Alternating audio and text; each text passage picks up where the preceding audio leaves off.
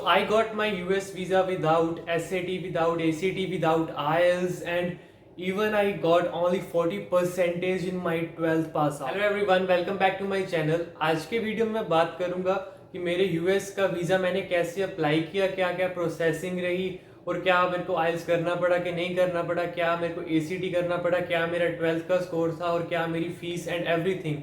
तो इस वीडियो को आप लास्ट तक ज़रूर देखिए। अगर आप भी सोच रहे हैं कि आपने अमेरिका में अपनी स्टडी के लिए आना है तो आपको एक रिक्वायरमेंट का पता चल जाएगा कि क्या प्री रिक्विजिट है, क्या आपको प्रेपरेशन करनी पड़ेगी और आप कोई भी गलत स्टेप ना उठाओ और आपको सक्सेसफुली यूएस का वीज़ा मिल सके। तो चलिए मैं आज की वीडियो को शुरू करता हूँ।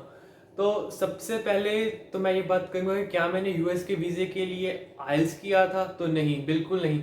मैंने यूएस के वीज़े को अप्लाई करने के लिए आइल्स का टेस्ट बिल्कुल भी नहीं दिया। मेरा प्रोसेसिंग बहुत ही इजी एंड स्ट्रेट फॉरवर्ड रहा था। अपनी कॉलेज चूज़ किया कि मैंने कौन से कॉलेज में जाना है, क्या मैंने कोर्स करना है।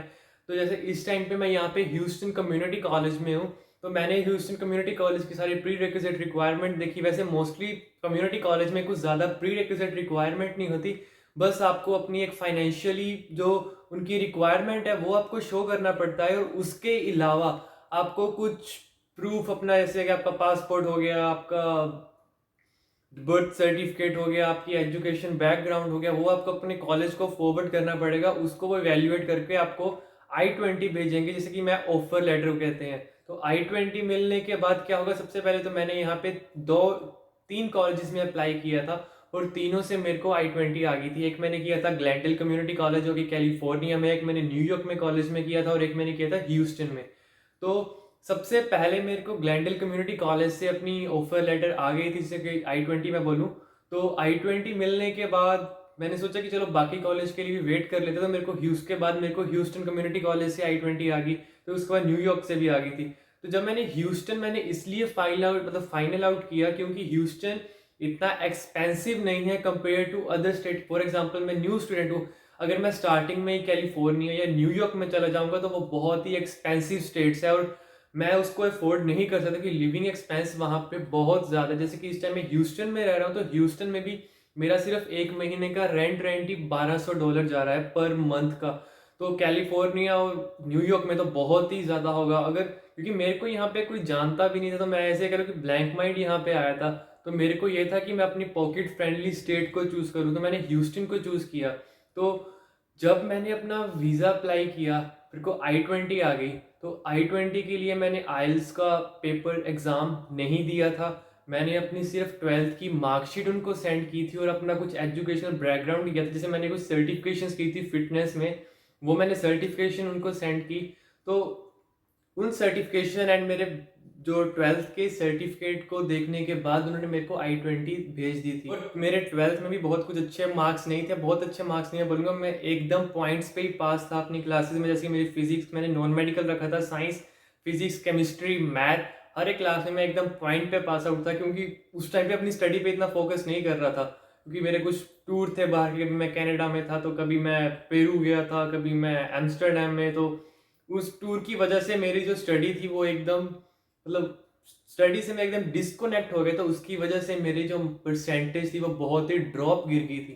तो मेरे को ये बहुत ही बड़ा मतलब कि डर था कि अगर मेरी परसेंटेज इतनी कम है तो क्या मैं मतलब स्टडी के लिए अब्रॉड जा पाऊंगा। बट हाँ, इस टाइम मैं यूनाइटेड स्टेट्स में हूँ, मैंने अपने उसी सर्टिफिकेट के बिहाफ पे अप्लाई किया, यहाँ पे मैं आ गया। इंपॉर्टेंट बात अपने माइंड में रखनी है कि अगर मान लो कि आपकी 12th में कम मार्क्स है बट यहाँ पे आके आपको अच्छी परसेंटेज मेंटेन करनी पड़ेगी। जैसे इस टाइम पे मेरी जो कम्युलेटिव जीपीए है वो 3.5 है। तो आप कोशिश कीजिए कि आपकी जो जीपी है वो 3.0 से ऊपर या उससे नीचे तो बिल्कुल भी ना जाए, क्योंकि आपको ट्रांसफर्स के लिए उसके बाद बहुत प्रॉब्लम आएगा। जैसे कि मैं अब अपनी यूनिवर्सिटी की बात कर रहा था, जब मेरे को अपना I-20 कॉलेज से आ गया, उसके बाद मैंने क्या किया, अपनी एम्बेसी की फ़ीस पे करी, उनकी जो वीज़ा फ़ीस होती है वो मैंने पे करी। वो फ़ीस पे करने के बाद मैंने अपनी इंटरव्यू के लिए स्लॉट्स जो थी वो बुक कर ली थी। तो मेरी जो इंटरव्यू थी, मेरी interview around, I still remember, November 22 को मेरी इंटरव्यू थी यूएस की।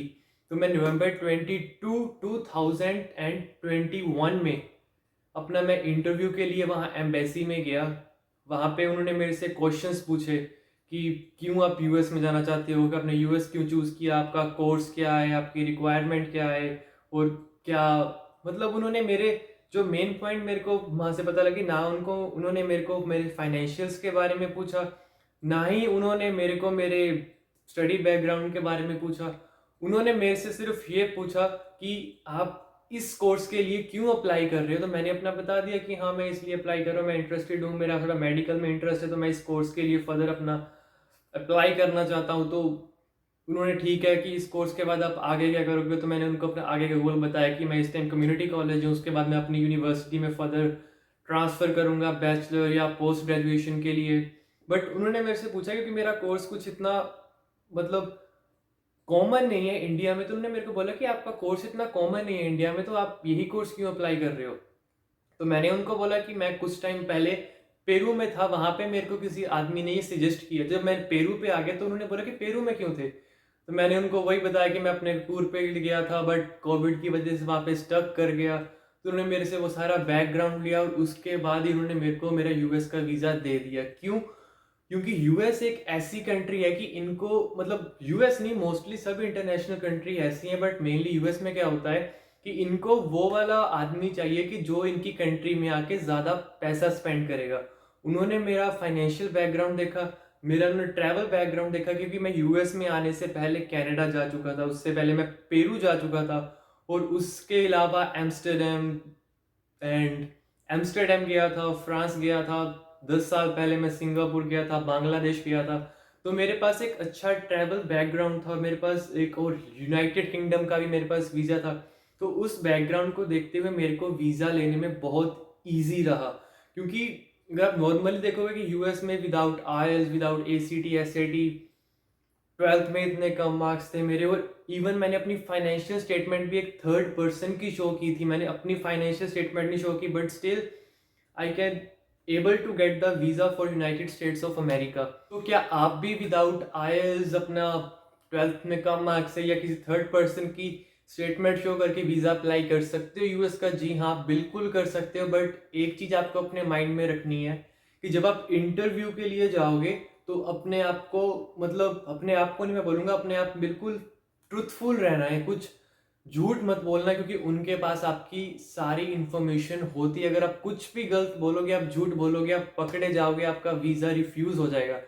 क्योंकि मेरे रिलेटिव्स में एक बार हुआ था कि एक मेरे रिलेटिव्स ही इंटरव्यू के लिए गए थे, उनसे एम्बेसडर ने पूछा कि आपका कोई यूएस में फ्रेंड है, उन्होंने डिनाई कर दिया कि नहीं मेरा यूएस में कोई भी फ्रेंड नहीं है। तो एम्बेसडर क्या बोला कि आप झूठ बोल रहे हैं, आपने 2 साल पहले इस टाइम पे एक आदमी से इस नंबर पे आपने यूएस में बात की थी। और वो आदमी जो मेरे रिलेटिव्स थे वो शौक रह गए कि इनको कैसे पता, मतलब घुमा के बोला कि तो 2 साल पहले मैंने उससे बात की थी, उसके बाद मेरा कोई लिंक नहीं है, इसलिए वो मेरा फ्रेंड नहीं है। बट स्टिल उनको वीज़ा मिल गया था। बट मेरा आपको ये कहने का पॉइंट ऑफ व्यू ये है कि जब भी आप इंटरव्यू के लिए जाओ यूएस की, अपने प्रॉपरली प्रेपरेशन से जाओ।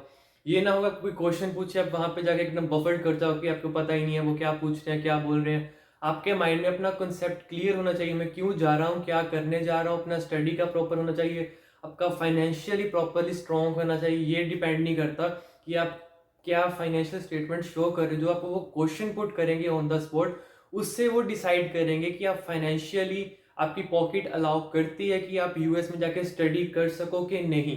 तो ये कुछ पॉइंट आपने अपने माइंड में रखने हैं। और एक और जो आपको मैं बात बताऊं, मैंने जो अपनी कॉलेज की फीस भी थी वो भी मैंने यूएस में आके पे करी। वहाँ पे मैंने बस अपनी एम्बेसी की फीस पे करी थी, और जो उनकी वीज़ा फीस होती है वो पे करी। May be around 40,000 to 50,000 something मैंने उनको पे किया था ऑल अराउंड। उसके बाद मैं टिकट करा के यहाँ पे आ गया था। उसके अलावा मैंने एक भी पैसा वहाँ पे नहीं किया था। मैंने यहाँ पे आके अपने कोर्स में इनरोल किया, यहाँ पे आके मैंने अपनी फ़ीस पे करी, यानी कि 50,000 एम्बेसी फ़ीस देने के बाद मैं टिकट करा के अमेरिका में आके बैठा हुआ था। बाकी जो भी मेरा खर्चा हुआ वो यहाँ पे आके मैंने किया। जैसे वहाँ पे मैंने कई लोगों से सुना कि एजेंट बोलते हैं कि आपका 16 लाख रुपीज़ लगेंगे या 18 लाख लगेगा, 20 लाख लगेगा, आपको हम यूएस भेज देंगे। ऐसी बातों में बिल्कुल भी नहीं फंसना, वो बिल्कुल फ्रॉड है। ऐसा बिल्कुल नहीं होता। अपनी यूनिवर्सिटी खुद चूज कीजिए, अपना कोर्स खुद चूज कीजिए, अपनी स्टेट खुद चूज कीजिए। अगर आप आंखें बंद करके किसी भी आदमी के पास जाओगे तो आप बहुत बुरा फंसोगे आगे जाके, क्योंकि आपको कुछ नहीं पता होगा कि आप कहाँ पे आए हो, क्या कर रहे हो। ऑलरेडी बहुत सारा टाइम और मनी वेस्ट कर चुके होगे। तो आज की वीडियो में इतना ही। अगर आपको ये वीडियो इन्फॉर्मेटिव लगी हो तो इसे लाइक ज़रूर कीजिए और ऐसे ही वीडियो मैं डेली अपलोड करता रहूँगा। और मेरे चैनल को सब्सक्राइब करना भी मत भूलिए। और अगर आपका कोई क्वेश्चंस है तो आप कमेंट बॉक्स में ड्रॉप करिए, मैं हर एक क्वेश्चन का रिप्लाई ज़रूर करूँगा। तो thank you for watching this video.